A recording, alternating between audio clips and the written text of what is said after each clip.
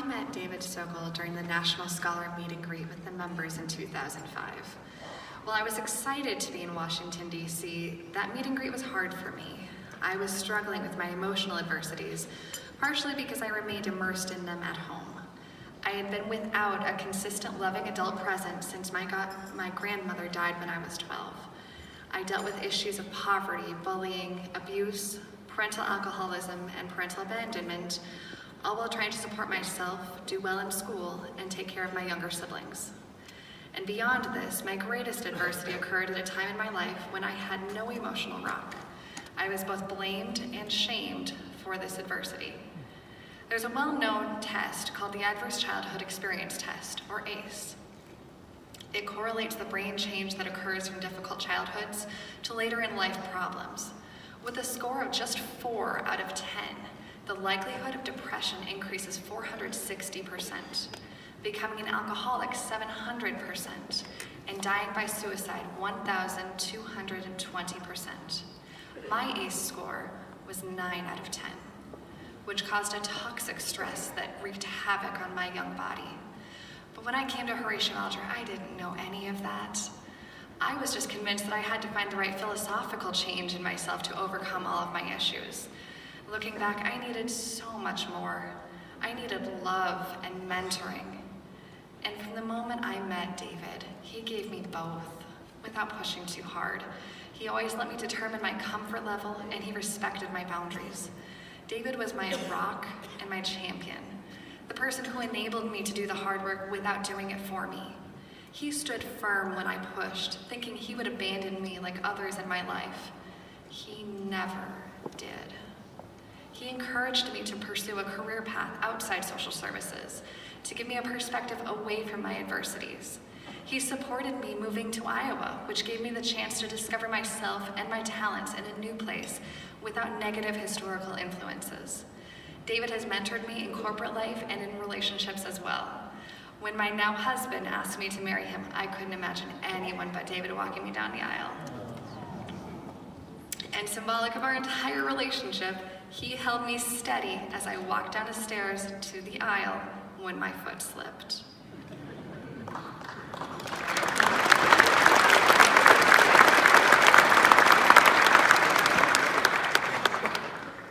I now have a loving husband and 2 young children.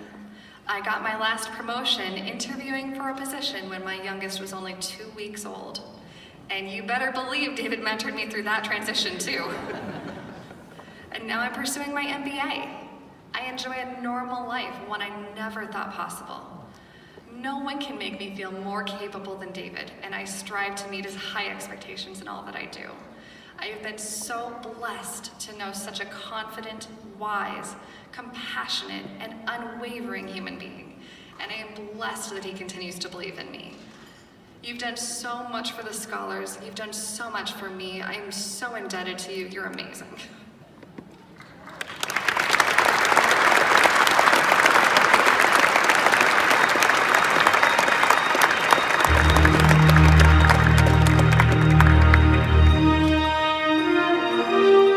The Norman Vincent Peale Award honors those who have made exceptional humanitarian contributions, demonstrating courage, tenacity, and integrity in the face of daunting challenges. Tonight, we honor 2 recipients of whom it could be said, the whole is greater than the sum of the parts. As individuals, both are bold, visionary leaders, but together, they have proven to be a juggernaut for the Horatio Alger Association, leading the organization to new heights of member support and engagement. David Sokol and Tony Novelli are the consummate teammates, but they each bring distinctive strengths and perspectives which defines their shared leadership. David said, I'm asked to do it, I'm going to do it if you are going to do it. Well, I just said, I don't want to do it, but if you're going to do it, I'll do it. That's the only way I would do it. It's an award that I don't think I would deserve on my own. But in combination with Tony, it's a real honor. He was a natural. He liked to get up before the breakfasts and things like that. I liked having him do it, so we just fit like we're supposed to. Tony's a very behind-the-scenes guy. He does not like people to really know who he is. He's very shy and quiet. I took it as a job that I had to get up there and do. I think I'm supposed to talk. Believe me, the camera or something would go broke when I got up there and had to give a speech. I got to put glasses on. The only thing dangerous about Tony is that if you raise an idea with him, you better be prepared to split it with him, because he's going to say yes very quickly. Tony was really a fun guy to work with.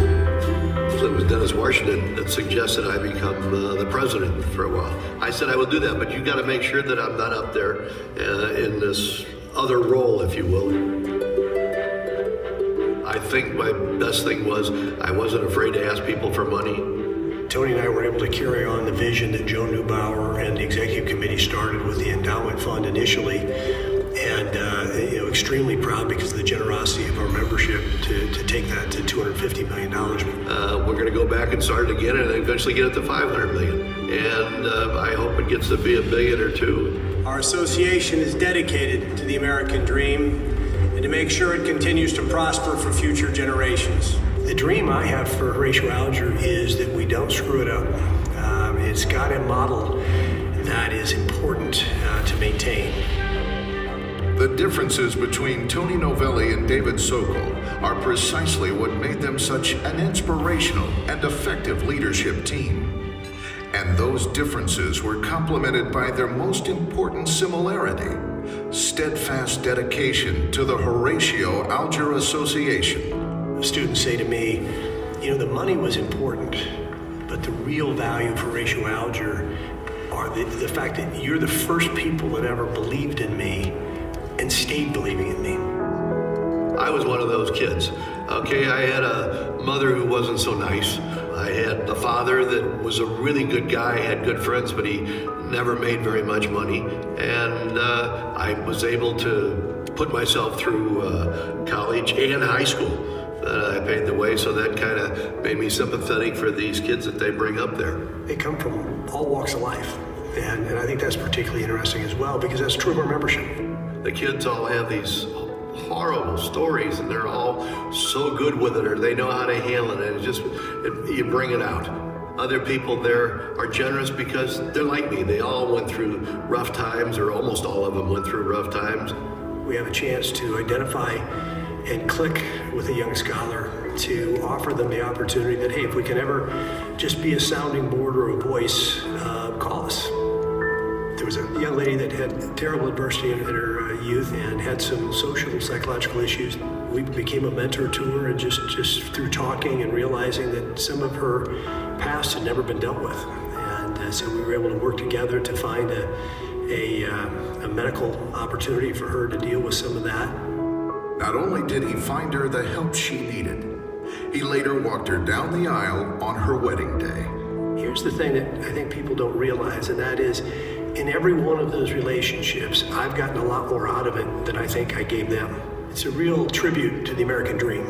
Every member is somebody who through childhood or later life adversity, achieved great things.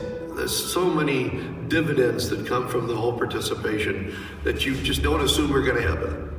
Thanks to the contributions of members like David Sokol and Tony Novelli, future leaders of the association will stand on their shoulders and carry the association forward, building on their shared success and championing the American dream for generations to come.